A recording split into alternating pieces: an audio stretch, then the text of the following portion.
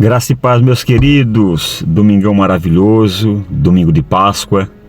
Mas eu queria deixar uma reflexão para você da parte do Senhor, que se encontra aqui na carta apocalíptica, nesse livro tão maravilhoso, nessa reflexão maravilhosa, que está no capítulo de número 1, os versos 5 e 6, que diz assim: e da parte de Jesus Cristo, que é a fiel testemunha, o primogênito dos mortos e o príncipe dos reis da terra, aquele que nos ama e em seu sangue nos lavou dos nossos pecados e nos fez reis e sacerdotes para Deus, seu Pai.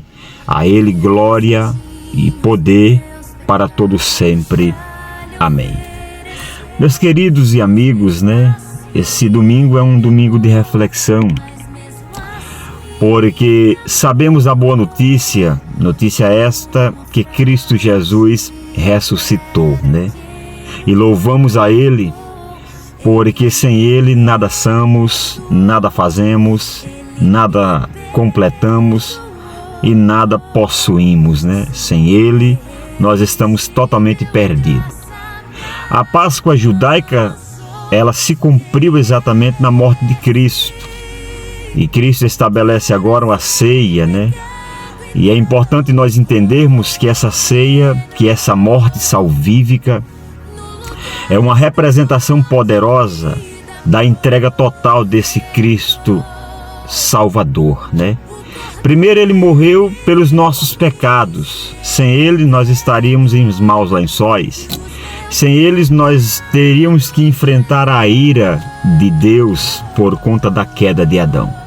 Então, essa morte de Cristo nos liberta exatamente da escravidão do pecado, nos liberta também da culpa.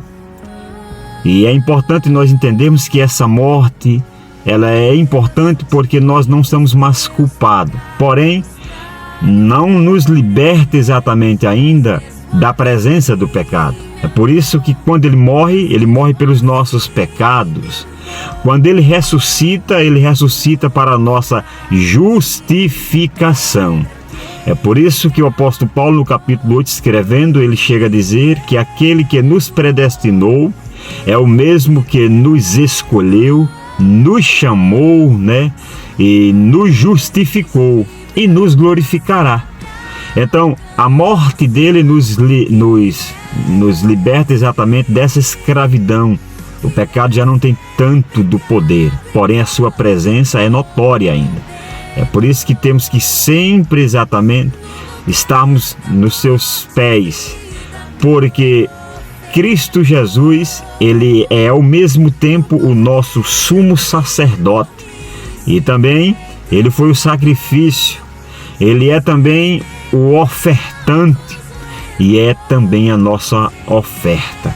É a oferta de Deus para o pagamento desse mal que a humanidade cometeu no Éden, Então é importante nós entendermos que Ele morre pelos nossos pecados, ressuscita para a nossa justificação, E também voltará para a nossa glorificação. É por isso que a ceia ela é fundamental, porque ela tem a visão do passado e a visão do futuro. Quando o apóstolo escreve, ele lembra as palavras de Jesus, no capítulo 11 de 1 Coríntios, quando ele diz: fazer isso em memória de mim, até que eu venha. Então, quando ele diz fazer isso em memória de mim, não olhem para o passado e vejam o que eu fiz por vocês.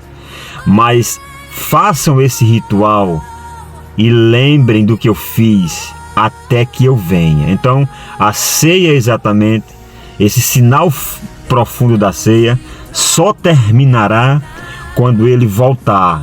Teremos uma grande ceia lá no céu, Mas o que eu acho mais lindo aqui é que Ele manda essa notícia no Apocalipse, descrevendo aquelas aquelas igrejas da Ásia, aquelas 7 igrejas que tinha ali, e ele faz questão de dizer que ele é fiel testemunha, porque ele sabia o que estava dizendo, ele testemunhou não só o que sabia, mas vivia ao lado do Pai. Ele deixa sua glória para vir até nós, né?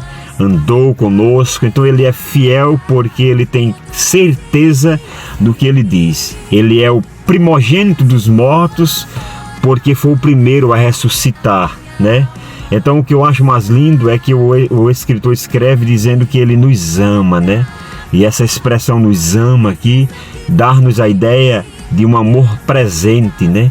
Não é um amor ausente. Ele não nos amou ontem, ele não nos amará no futuro, ele nos ama no presente. Então o texto foi escrito há mais de 2000 anos, mas continua no presente. O amor dele é um amor vencedor, né? Independente do que você faça, independente de onde você se encontra, esse amor é vencedor. Ele quer lhe alcançar e ele vai lhe alcançar, né? Por isso que ele é o pastor que procura a sua ovelha. Por isso que ele é o pastor que morreu pela sua ovelha. Por isso ele é o pastor, né? Poderoso. Os puritanos antigos diziam que os salvos têm 2 sinais, né? Estão na orelha e está nos pés. Na orelha por quê? Porque ouvem a sua voz. Jesus disse que as minhas ovelhas ouvem a minha voz, né? E nos pés por quê? Porque ao ouvir, seguem ele. Então Jesus disse que as minhas ouvem e as minhas seguem, e ninguém possa tirar das minhas mãos, porque aquele que me deu é maior do que todos, né? Então louvamos a Deus por esse domingo maravilhoso. Então a expectativa nossa é da sua vinda gloriosa, é nos levar exatamente para o Pai, é nos arrancar desse mundo, né? Então a gente tem essa certeza, tem essa convicção que a Bíblia Sagrada é santa, é maravilhosa, é poderosa, porque é a palavra do Senhor. Então o livro do Apocalipse nos dá essa certeza. É uma carta vencedora, né?